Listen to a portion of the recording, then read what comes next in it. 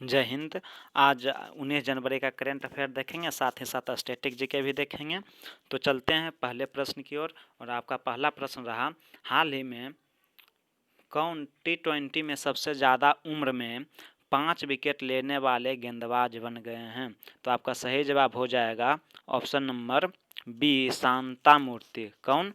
शांता मूर्ति। इन्होंने जो है 5 विकेट हाल ही में लिए हैं, सबसे अधिक उम्र में। इसका उम्र अभी वर्तमान में क्या हो रहा है इनका? तो 41 वर्ष हो रहा है। ये कहाँ के हैं?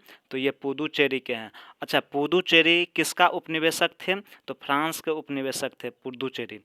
और ये किसके खिलाफ लिए? शांता मूर्ति ने किसके खिलाफ लिए 5 विकेट? तो ये मुंबई के खिलाफ लिए 5 विकेट। किसके खिलाफ? मुंबई के खिलाफ इन्होंने 5 विकेट लिए। किस स्टेडियम में? तो वानखेड़े स्टेडियम में। चलते हैं अगले प्रश्न की ओर। सभी जो बात बोलते हैं भाई, उसको नोट करते हुए चलना, बहुत इंपॉर्टेंट ये सब प्रश्न है।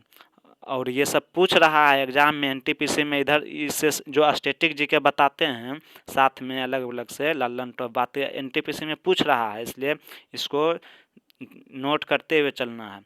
चलते हैं अगले प्रश्न की ओर। और आपका अगला प्रश्न रहा आपका, घरेलू क्रिकेट में सबसे ज़्यादा विकेट किनके नाम है? घरेलू क्रिकेट में सबसे ज़्यादा विकेट किनके नाम है? तो घरेलू क्रिकेट में सबसे ज़्यादा विकेट राजेंद्र गोयल के नाम है। राजेंद्र गोयल के नाम है। किनके नाम? राजेंद्र गोयल, लिख लेना। राजेंद्र गोयल के नाम है। सबसे ज़्यादा विकेट राजेंद्र गोयल के नाम है। राजेंद्र गोयल का नाम है। फिर कहता है आईसीसी का मुख्यालय कहाँ है? तो आईसीसी का मुख्यालय यूएई के राजधानी दुबई में है। यूएई के राजधानी तो अबू धाबी है, लेकिन इसका मुख्यालय कहाँ है आईसीसी का? तो दुबई में है। कहाँ? दुबई में है। और इसकी स्थापना आईसीसी का कब हुआ? तो 1909 में इसकी स्थापना हुआ। 1909 में हुआ। उसके बाद कहता है हाल ही में रणजी ट्रॉफी किसने जीता? तो सौराष्ट्र ने जीता। किसने जीता? देख लेते हैं, एक मिनट, अगले पेज में देख लेते हैं। रणजी ट्रॉफी किसने जीता? तो सौराष्ट्र ने जीता। सौराष्ट्र ने जीता रणजी ट्रॉफी। और 1909 में किसका स्थापना हुआ?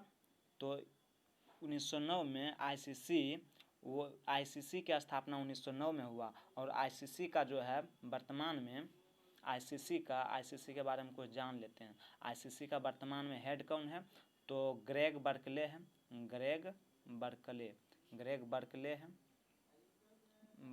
है। और उसके बाद जो है इसका सीईओ कौन है? तो सीईओ मनु साहनी है। और किसके स्थान पर आया ग्रेग बर्कले? तो ये शशांक मनोहर के स्थान पर है। शशांक मनोहर के स्थान पर आया। शशांक मनोहर के स्थान पर ये जो है आया है। चलते हैं। और अगला प्रश्न क्या है? एक प्रश्न और है, कहता है 2023 में क्रिकेट विश्व कप कहाँ आयोजित होगा? तो 2023 में क्रिकेट विश्व कप जो है भारत में आयोजित होगा, इंडिया में। कहाँ होगा? इंडिया में।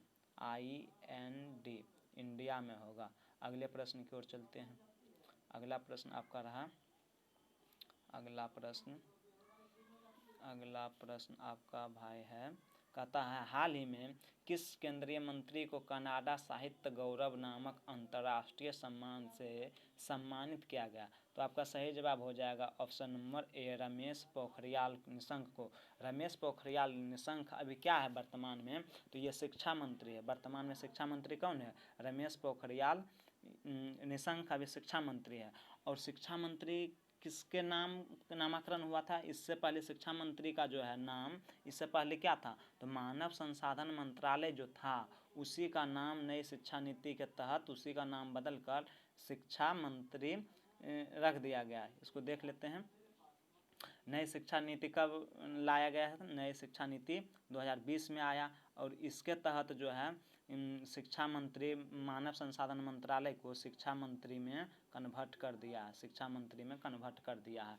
और रमेश पोखरियाल जो है, एक मिनट, ये के यानी कि उत्तराखंड के सीएम भी रह चुके हैं, यानी कि मुख्यमंत्री भी रह चुके हैं। और इसे जो है अवार्ड इंग्लैंड के द्वारा जो है बतायन अवार्ड मिला है, और एक अवार्ड नेपाल ने दिया है, जिस नेपाल ने कौन सा अवार्ड दिया था, हिमल गौरव अवार्ड नेपाल ने दिया था। चलते हैं अगले प्रश्न की ओर।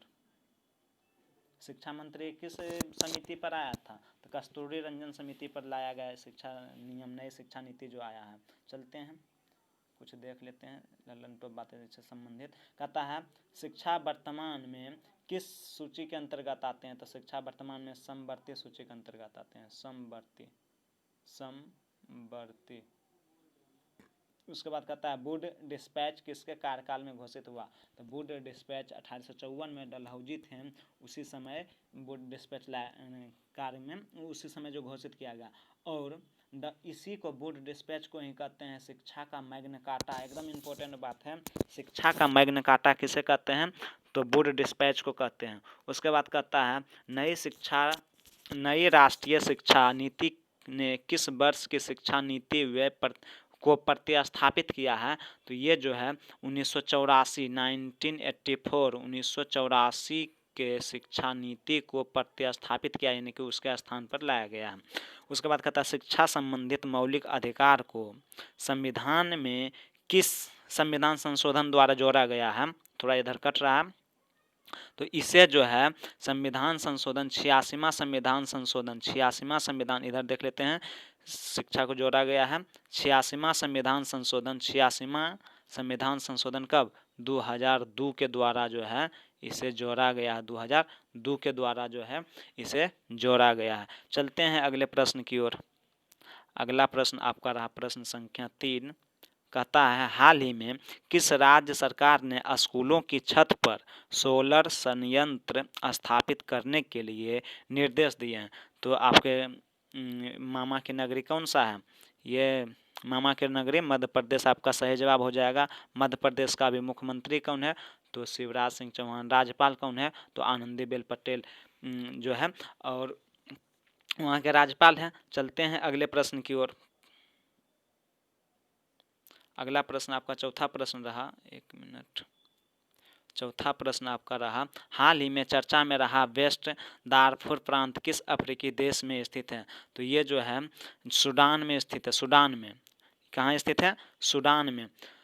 ये सूडान में क्यों स्थित है, ये क्यों हाल ही में जो है ये चर्चा में रहा, क्योंकि वहाँ जो है जातीय हिंसा हुआ है, एक जातीय हिंसा हुआ अरब वासी के लिए, अरब के लोग और गैर अरब लोग के बीच, अरबी लोग और गैर अरबी लोगों के बीच हिंसा हुआ है। और इस हिंसा में गैर अरबी के बीच जो है हिंसा हुआ, इस हिंसा में लगभग 83 लोगों की मृत्यु हो चुका है, 83 लोगों की मृत्यु हो चुका है। ऑप्शन नंबर 1 केन्या जो है, केन्या में ही पर्यावरण कार्यक्रम हुआ है, केन्या में ही कौन सा स्थापित है एक संस्था, UNEP संस्था जो है, UNEP संस्था जो है स्थापित है केन्या में। 5 जून को मनाया जाता है विश्व पर्यावरण दिवस, और 2018 में भारत ने मेजबानी किया था विश्व पर्यावरण दिवस से पूछा गया प्रश्न है, पर्यावरण दिवस का 2018 में मेजबानी भारत किया, और थीम क्या था उस समय, तो प्लास्टिकों को हराना, प्लास्टिक मुक्त करना। उसके बाद 2019 में चाइना ने किया, तो चाइना का थीम उस समय क्या था, तो चाइना का थीम था 2019 में कि वायु प्रदूषण को हटाना। चलते हैं अगले प्रश्न की ओर। अगला प्रश्न आपका रहा, अगला प्रश्न लल्लन टॉप बात करता है कर्क रेखा, भूमध्य रेखा और मकर रेखा तीनों किस महाद्वीप से होकर गुजरती है, तो आपका सही जवाब हो जाएगा अफ्रीका महाद्वीप से होकर गुजरती है। किस महाद्वीप से, अफ्रीका, लिख लेना भाई, अफ्रीका महाद्वीप से। अफ्रीका महाद्वीप में एक नदी है लिम्पोपो नदी, ये भूमध्य रेखा और कर्क रेखा और मकर रेखा को काटता है, 2 बार काटता है मकर रेखा को। नेक्स्ट कहता है नील नदी का वरदान किसे कहा जाता है, तो मिस्र को कहा जाता है। नील नदी का वरदान मिस्र को कहते हैं, किसको, मिस्र को कहते हैं। उसके बाद कहता है दक्षिण अफ्रीका में घास के मैदान को क्या कहते हैं, तो दक्षिण अफ्रीका में घास के मैदान को बेल्ट्स कहते हैं, क्या कहते हैं, बेल्ट्स कहते हैं, लिख लेना बेल्ट्स। नेक्स्ट है मकर रेखा को 2 बार काटने वाली नदी कौन सा है, तो लिम्पोपो नदी है, कौन सा है, लिख देते हैं इधर लिम्पोपो नदी, लिम्पोपो नदी है, लिम्पोपो नदी है, लिम्पोपो नदी है, लिख लेना भाई। अगले प्रश्न की ओर चलते हैं। अगला प्रश्न आपका रहा हाल ही में वेन रूनी ने सभी तरह के फुटबॉल से संन्यास ले लिया। ये अंतर्राष्ट्रीय फुटबॉल में किस देश का प्रतिनिधित्व करते हैं?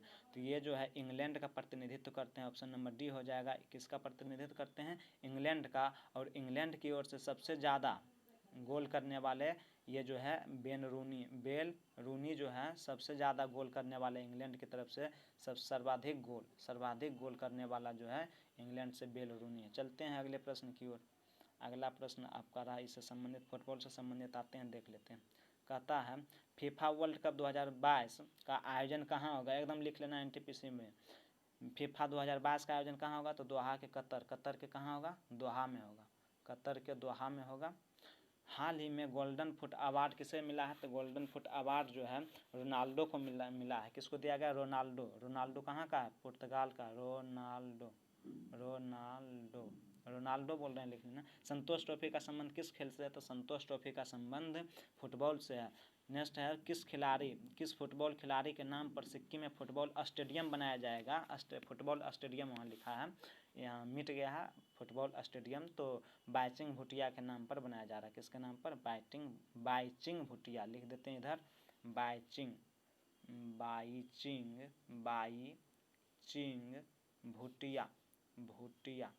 बाईचिंग भूटिया के नाम पर बनाया जा रहा है। मोहन बागान भी फुटबॉल से संबंधित है। मोहन बागान ट्रॉफी, संतोष ट्रॉफी दोनों जो है किससे संबंधित है? संतोष ट्रॉफी और मोहन बागान ट्रॉफी किससे संबंधित है? तो फुटबॉल से संबंधित। चलते हैं अगले प्रश्न की ओर। और आपका अगला प्रश्न रहा, नेक्स्ट प्रश्न आपका प्रश्न संख्या 6। हाल ही में किस राज्य में देश का पहला श्रमिक आंदोलन संग्रहालय स्थापित किया जा रहा है? तो आपका सही जवाब हो जाएगा ऑप्शन नंबर बी, केरल हो जाएगा।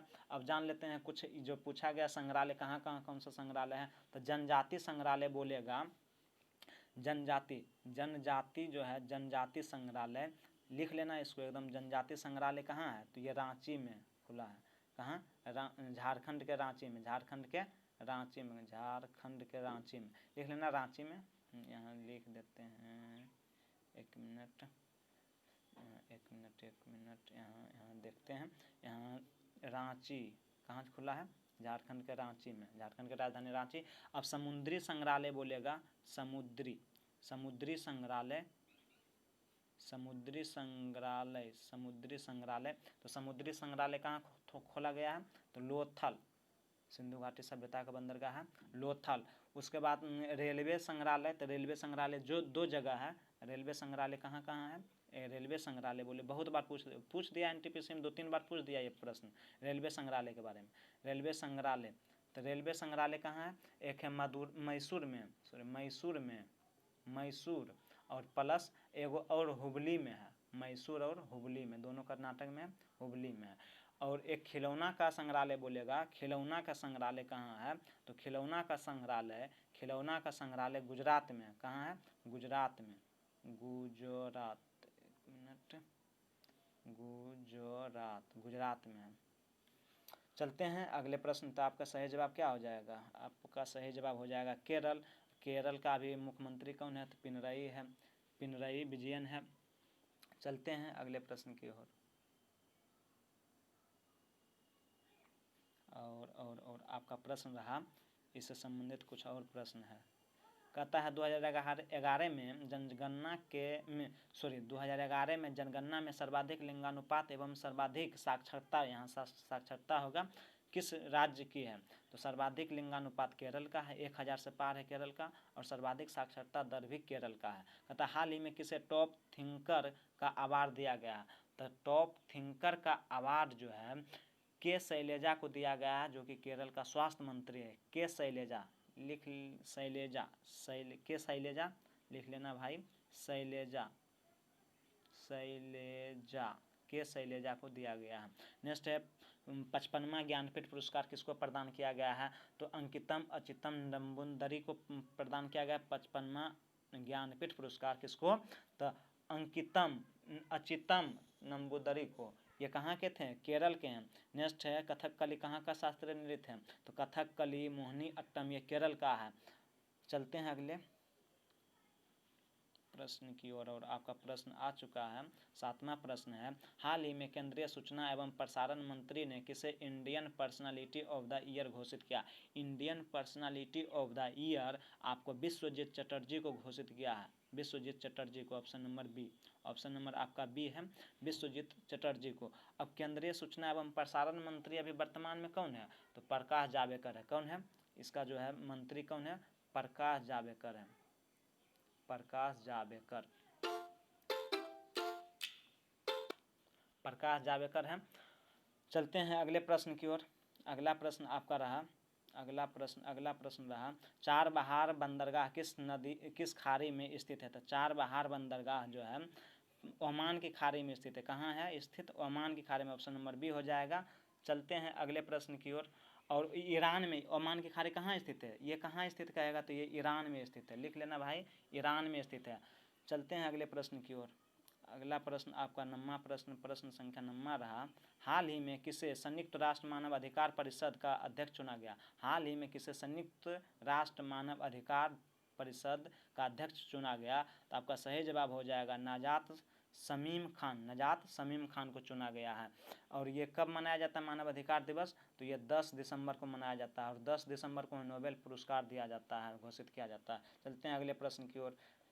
इसके बारे में कुछ और देख लेते हैं। यहाँ है ऑप्शन में डेविड मालपास। डेविड मालपास क्या है? तो ये विश्व बैंक का जो है चेयरमैन है अभी। चलते हैं अगले प्रश्न की ओर। अगला प्रश्न आपका रहा, अगला प्रश्न 10वां, साल 2021 में G7 सम्मेलन कहाँ पर आयोजित किया जाना प्रस्तावित है? तो आपका सही जवाब हो जाएगा Cornwall, Britain. Option number A, Cornwall, Britain. तो वीडियो अच्छा लगा भाई तो इसको सब्सक्राइब करना ना भूलें और शेयर करें, चैनल को सब्सक्राइब करें।